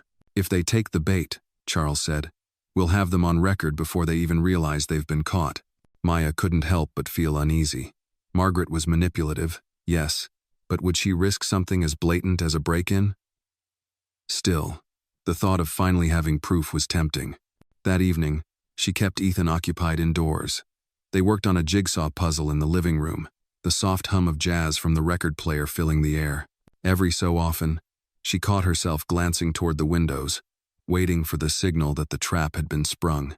It came just after 9. A barely audible chime sounded in Charles's phone, an alert from the silent alarm. He appeared in the doorway almost immediately, phone in hand, eyes locked on hers. "They're in." Security moved swiftly, converging on the shed from 3 sides. Charles and Maya stayed back, watching the live feed from the camera on his phone. The intruder wore dark clothing, a hood pulled low, gloved hands working quickly at the shed's lock. Within seconds, they were inside, rifling through the staged equipment. Then came the moment Maya hadn't expected. The intruder turned just enough for the camera to catch a partial profile. It wasn't Margaret. It was a man tall, mid-40s, with a scar running along his jawline. She didn't recognize him, but the way he moved, confident, purposeful, made her certain he wasn't acting alone. Security intercepted him before he could leave. The footage showed him going still, then raising his hands in surrender. Within minutes, police arrived at the estate. Charles handled the officers with cool efficiency, insisting that Maya and Ethan remain upstairs. When Charles returned to the study later, Maya was waiting. "Who is he?" she asked. "Name's Victor Hensley," Charles said, pouring a drink but not touching it. "Former private investigator. He's done contract work for people looking to dig up dirt they can't get through legal channels." "Margaret," Maya said. "Certain now." "Most likely," Charles agreed. "But proving it is another matter." "He's not talking. And without a direct link, it's just speculation." Maya felt the familiar frustration building. "So she can send someone into this house and walk away untouched?" "Not if we make it cost her," Charles said, his voice low. "Every move she makes, we answer. She's trying to play this in the shadows. Let's drag her into the light." The next morning, Charles's legal team filed a restraining order against Victor, citing the break-in and trespassing. It wouldn't touch Margaret directly, but it sent a signal. They were documenting everything. 2 days later, Maya received another anonymous envelope. Inside was a single photograph, grainy, taken from a distance, but unmistakably her and Ethan in the park weeks earlier. On the back, scrawled in neat, blocky handwriting, were the words, "He's safer without you." She brought it straight to Charles. He studied it for a long moment, his jaw tight. "She's not stopping, she's escalating." Maya's voice was steady. "Then so do we." That afternoon, Charles made a call to a contact in the media world. The upcoming Diane Cooper piece would now include not only their personal story but also the harassment without naming Margaret, but with enough detail to make it clear someone was crossing dangerous lines. Diane agreed immediately. "If this is happening to you," she said, "it's happening to others. People need to see it." As the week wore on, the estate settled into a tense but watchful rhythm. The trap had worked, just not in the way they'd expected. Instead of removing the threat, it had confirmed its reach. Maya knew that Margaret wouldn't back down now. If anything, she would double her efforts. But as she watched Ethan take a few unassisted steps across the playroom floor that Friday, his face glowing with pride, Maya felt her resolve crystallize. She was no longer just defending herself against Margaret's games. She was defending Ethan's right to grow, to feel safe, to believe in the people who stood beside him. And that, she decided, was a fight she would never lose. The morning sun spilled through the floor-to-ceiling windows of the Whitmore estate, but the warmth it carried didn't reach Maya. She stood at the kitchen counter, the smell of fresh coffee mingling with the faint scent of lemon from the cleaning staff, her mind replaying the words scrawled on the back of that photograph. "He's safer without you." Ethan sat at the table, building towers out of pancakes before eating them, his laughter a fragile counterweight to the storm brewing outside. Charles entered, his phone pressed to his ear, his expression grim. He ended the call and set the phone down with deliberate care. "That was Diane," he said. "The story airs tomorrow night. She's going all in. Your work with Ethan, the harassment, the break-in, everything." Maya felt a knot tighten in her chest. "That's going to make Margaret furious." That's the point," Charles said. "She wants to stay in the shadows. We're forcing her into the light." Ethan looked up from his plate. "Are we in trouble?"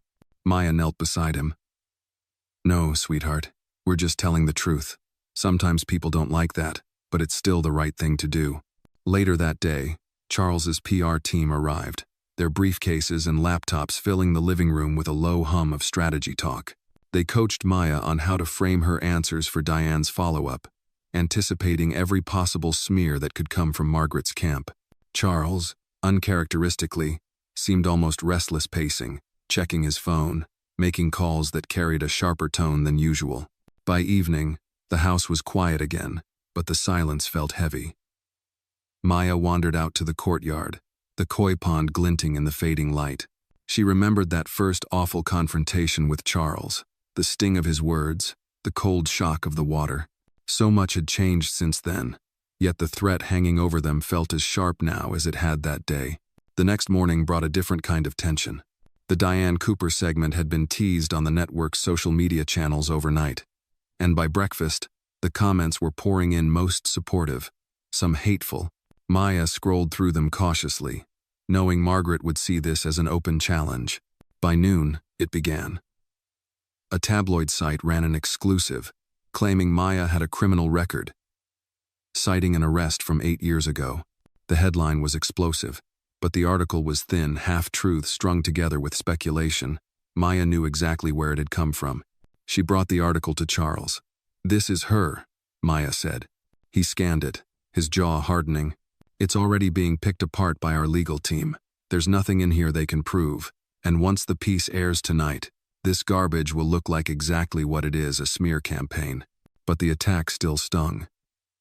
That evening, she found herself standing outside Ethan's door, watching him sleep. His small chest rose and fell, his hair tousled, his face at peace. She knew the more public this became, the more it would touch him. And that was the part she hated most. The segment aired at 8 sharp. Diane's calm, authoritative voice filled the living room as the footage rolled clips of Ethan's progress, candid moments between him and Maya. The laughter and encouragement that had become their daily rhythm. Then came the darker part. The threats, the break-in, the photograph. Diane stopped short of naming Margaret, but the implication was there. woven carefully into the narrative. The response was immediate. Social media lit up, not just with support for Maya, but with outrage at whoever was targeting her. Influential voices began weighing in: athletes, actors, advocates for children with disabilities.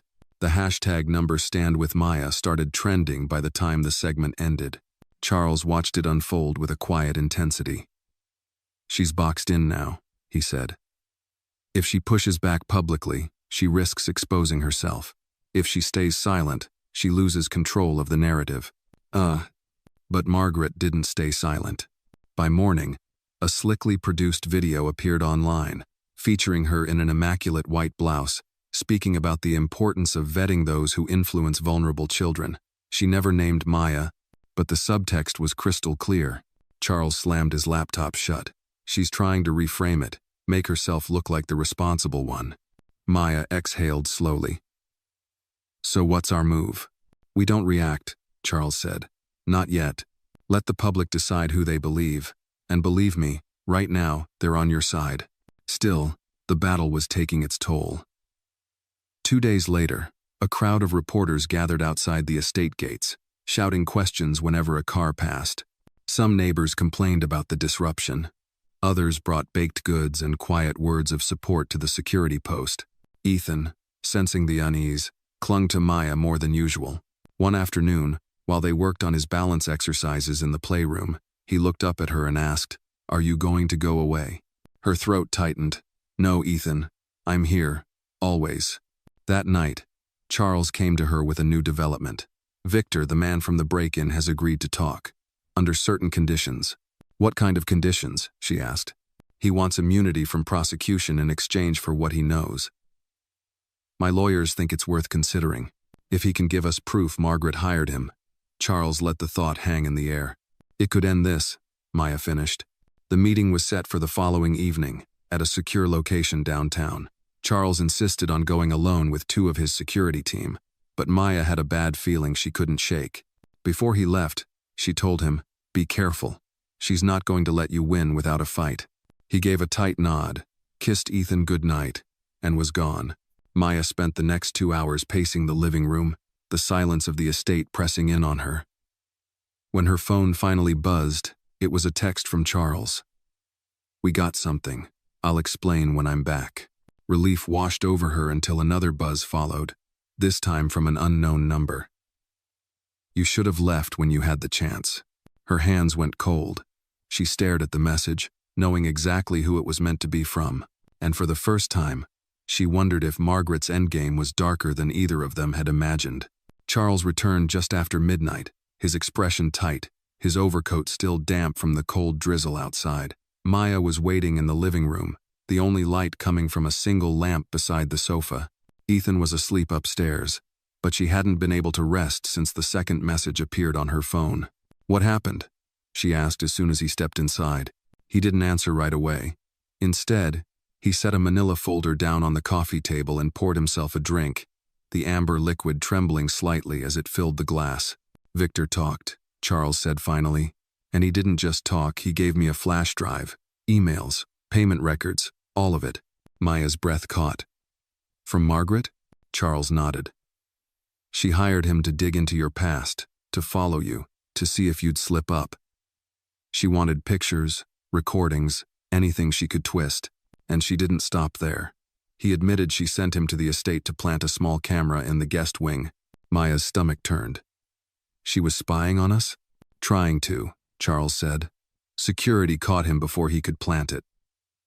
But if we take this to the police, it's enough to get a warrant for her devices and financials." Maya's mind was racing, but beneath the swirl of relief and disgust was a steady current of resolve. "So this is it. This is how we stop her." Charles sank into the armchair opposite her. "It's not that simple. Victor's word alone won't hold up, he has a record. But the paper trail, the timestamps, the payments, that's where the strength is. My lawyers want to cross-check everything before we move." Maya glanced at the folder, the temptation to open it immediate. "Can I see?" He hesitated, then pushed it toward her. "But I warn you, it's not pleasant." Inside were printouts of bank transfers from a shell company linked to Margaret's foundation. emails instructing Victor to document interactions between Maya and Ethan, and even one chilling line, "We need leverage to make her leave voluntarily." Maya closed the folder, her hands cold. "She's not just trying to ruin me, Charles. She's trying to erase me from his life entirely." "I know," he said, his voice low. "And she's not going to succeed." The next morning, Charles's legal team began compiling a case file. Diane Cooper was contacted again, though Charles made it clear this information couldn't be released until law enforcement had it. In the meantime, security at the estate was doubled, and no one came or went without clearance. But Margaret wasn't idle. By the afternoon, a new story had surfaced on a gossip site, anonymous sources, claiming Maya was mentally unstable and a danger to the boy's emotional health. The article cited no proof, but it was enough to trigger a swarm of paparazzi at the estate gates. Maya stayed inside, focusing on Ethan's therapy, trying to shield him from the growing chaos. Yet she could feel the eyes on them, even through the walls. That night, as she was putting Ethan to bed, he asked softly, "Why do people outside keep yelling your name?"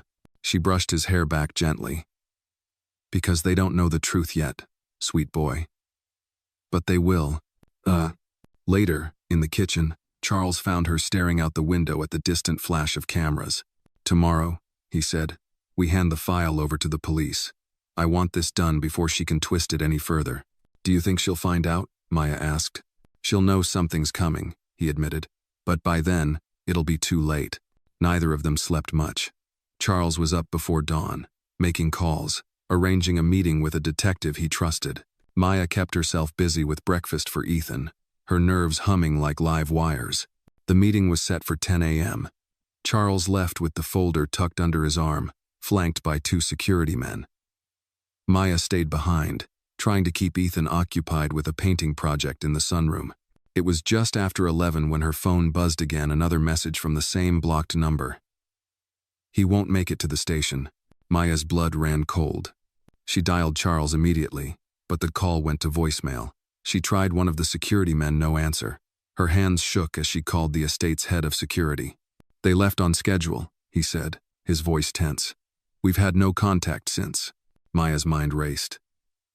She wanted to believe it was just Margaret bluffing. Another psychological jab, but the silence on the other end of those calls gnawed at her. She paced the sunroom, glancing at Ethan, who was blissfully unaware as he smeared blue paint across his canvas. An hour later, Charles finally called. "I'm fine," he said quickly, before she could speak. "They tried to run us off the road on Riverside Drive. Security handled it. We're at the station now." Maya's knees nearly gave out with relief. "You scared me half to death." "Good," he said dryly. "Now you know how I feel every time she makes a move." By late afternoon, the file was in police hands, and the detective assured Charles an investigation would begin immediately. It wasn't an arrest, not yet, but it was the first real step toward stopping Margaret legally. That night, over dinner, Charles seemed almost lighter. "She's going to feel this," he said. "For the first time, she's not the one holding the cards." Maya looked across the table at Ethan, happily chattering about his day, and felt the smallest flicker of hope. Maybe, just maybe, the worst was behind them. But as she cleared the dishes, her phone buzzed one last time that night. Another blocked message. This one was only 2 words. "Your turn." The flicker of hope went out. The words "your turn" lingered in Maya's mind long after she set the phone down. They weren't just a threat, they were a promise. She sat at the edge of her bed that night, the glow from the phone screen casting a faint light on her hands. She didn't sleep. Every creak of the house made her flinch. Every passing car outside sent her heart into a sprint. By morning, she had resolved to tell Charles about the message. He was in the study, still in his shirt sleeves, speaking on the phone in that clipped, businesslike tone she had come to recognize as his battle mode. When she told him, his jaw tightened, and he ended the call mid-sentence. "She's rattled," he said. "That means we're getting close, but it also means she's going to push harder." Charles," Maya said quietly, "I can handle her smears, I can handle her lies, but I won't let her drag Ethan into danger. We need to think about what happens if she comes at us directly." He leaned back in his chair, studying her. "I've already increased security rotations. No one gets near the estate without clearance. But you're right, she's unpredictable now. I'll have someone with you at all times, even inside the house. That afternoon, Charles's legal team called with an update. The police had acted on the evidence and obtained a search warrant for Margaret's home and office. It was scheduled for early the next morning, carried out quietly to avoid alerting her in advance. The idea of her losing control of her pristine image cracking brought a grim satisfaction to them both. But that night, the war came to their doorstep again. It was just after 8 when the power went out. The entire estate plunged into darkness, the only sound the startled cry of Ethan from upstairs. Maya grabbed a flashlight and hurried to his room, finding him wide-eyed but unhurt. "It's okay, sweetheart," she murmured, pulling him close. "We're safe." From downstairs came the sound of hurried footsteps, security sweeping the grounds. Charles appeared at the top of the stairs, his face grim. "Backup generators are coming online. Stay in his room until I say otherwise." 15 tense minutes later, the lights flickered back. The head of security reported that the main power line had been tampered with just outside the property, in a spot barely visible from the road. Whoever had done it had slipped away before the patrols could reach them. Charles didn't need to say it, they both knew whose hand was behind it. The next morning, the search of Margaret's property went ahead. The detective handling the case called Charles directly. "We found multiple devices, phones, laptops, tablets, some with encrypted files. We also recovered a set of photos and documents that match what your PI described. We're sending them to forensics now." Maya exhaled slowly, tension easing just enough for her shoulders to drop. "So this is it? They have her?" "They have enough to make her sweat," Charles said. "But the DA will need everything airtight before pressing charges, and Margaret's not the type to go down without a counterstrike." The counterstrike came faster than either of them expected. That afternoon, a letter arrived by courier, no return address. Inside was a legal notice. Margaret had filed for an emergency injunction, claiming Maya was mentally unfit to care for Ethan and requesting a court-ordered evaluation. The hearing was set for 3 days later. Maya read it twice, her pulse pounding. "She's trying to use the system against me." Charles took the papers, scanning them with a frown. "It's desperation. She knows the criminal case is circling her, so she's going after your credibility in the civil courts. My lawyers will handle it, but we need to be ready for her to drag every personal detail into the open."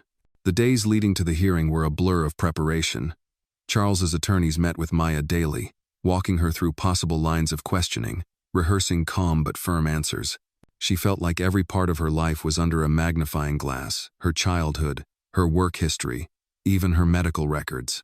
Ethan sensed the tension, clinging to her more than usual. One evening, as they read together in the library, he looked up and said, "You're not leaving, right?" Her voice caught, but she forced a smile. "I'm not leaving, no matter what anyone says."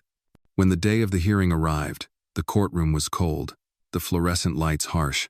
Margaret sat at the opposite table, flawless in a tailored navy suit, her expression serene as though she were the picture of reason, but her eyes sharp, calculating, never left Maya. The arguments were brutal. Margaret's attorney painted Maya as inexperienced, emotionally unstable, a well-meaning but dangerous influence on Ethan's delicate progress. Charles's team countered with testimony from Ethan's doctors, therapists, and even neighbors who had seen the boy's transformation since Maya came into his life. When it was her turn to speak, Maya's voice was steady, but every word carried the weight of truth. She spoke about Ethan's fears, his victories, and the way he smiled when he accomplished something new.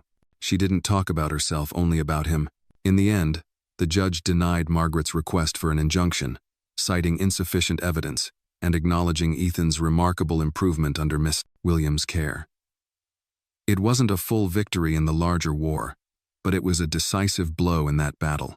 Outside the courthouse, cameras flashed. Charles shielded Maya and Ethan from the crowd, but not before she caught a glimpse of Margaret watching from the steps, her smile gone. That night, back at the estate, Charles raised a glass at dinner. "To small victories," he said. Maya clinked her water glass against his, to not letting her win. But later, alone in her room, Maya found another envelope slipped under her door. No note this time, just a single Polaroid photo. It was of Ethan, taken from outside the estate's fence, the angle slightly tilted as if snapped in a hurry. Her blood turned to ice. The message was clear. Margaret wasn't finished. She was closer than they thought. Maya held the Polaroid in her trembling hands, the edges curling slightly as if it had been hastily developed. Outside her window, the night pressed in like a weight, and for a long moment she could hear nothing but her own pulse. She slipped the photo into the pocket of her robe and went straight to Charles's study. He was still at his desk, going over documents, the faint glow of a desk lamp carving shadows across his face. Without a word, she placed the photo in front of him. His eyes narrowed instantly. "When did you get this?" "Just now," Maya replied. "It was under my door." Charles rose, pushing back his chair with a scrape. He hit the intercom, summoning security. Within seconds, 2 guards were in the room. He showed them the photo. "Check the perimeter cameras for the last 2 hours. I want every frame analyzed." They moved quickly, their earpieces crackling with chatter as they relayed orders to the rest of the team. Charles turned back to Maya. "She's escalating. This is her way of telling us she can reach him, even with all our precautions." "We can't keep reacting," Maya said, her voice low but firm. "We need to end this. Completely." "We will," he said, but there was a tightness in his tone that told her he was already thinking ahead. The call from the detective came less than an hour later. Forensics had finished analyzing the devices seized from Margaret's home. They'd found encrypted files that, once cracked, revealed a detailed timeline of her attempts to undermine Maya payment records to private investigators, forged documents, and even internal emails boasting about how she could bend public perception against her enemies. "It's more than enough for charges of harassment, unlawful surveillance, and conspiracy," the detective said. "But there's more. She's been in contact with a man we believe has a criminal record for stalking and intimidation. He may be the one taking these photos." Charles's jaw clenched. "Can you arrest her?" "We're moving on it," the detective said. "We'll coordinate with your security to keep everyone safe in the meantime." The next 24 hours felt like a siege. Security doubled their rounds, and no one left or entered the estate without clearance. Maya stayed close to Ethan, finding small ways to keep his day normal, reading stories, practicing his walking exercises, baking cookies in the kitchen. But she could feel the storm building. It broke the following evening. Just after sunset, a commotion erupted at the front gates. Maya, in the sunroom with Ethan, heard the raised voices, then the sharp bark of orders from the guards. Charles appeared moments later. "They've got her," he said simply. Maya blinked. "Margaret?" "Police pulled her over a mile from here. She had a telephoto lens, a burner phone, and a man in the passenger seat who matches the description of the stalker. They're both in custody now." Relief crashed over Maya, but it was tempered by the awareness that Margaret wasn't the type to accept defeat quietly. "Is this really it?" she asked. Charles exhaled, almost a laugh. "Legally, it's the beginning of the end for her, but in every other sense it's over. She can't touch you or Ethan again." The news broke within hours. Headlines flashed across every major outlet. Philanthropist Margaret Whitmore, arrested on harassment and stalking charges.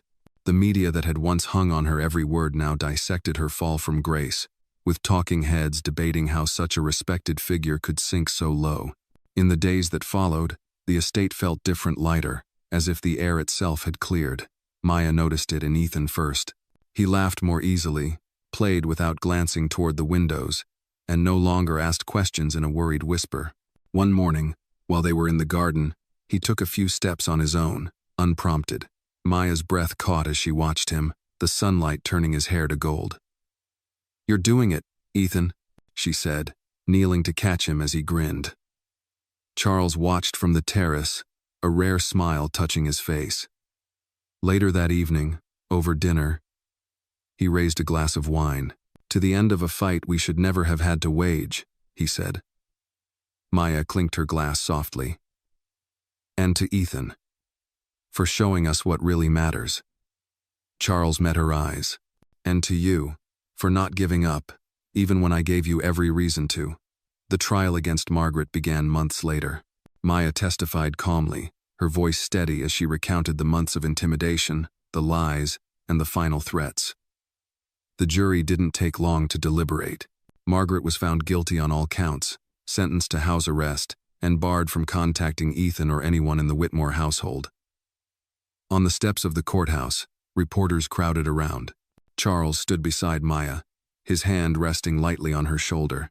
"Justice isn't always loud," he told the cameras.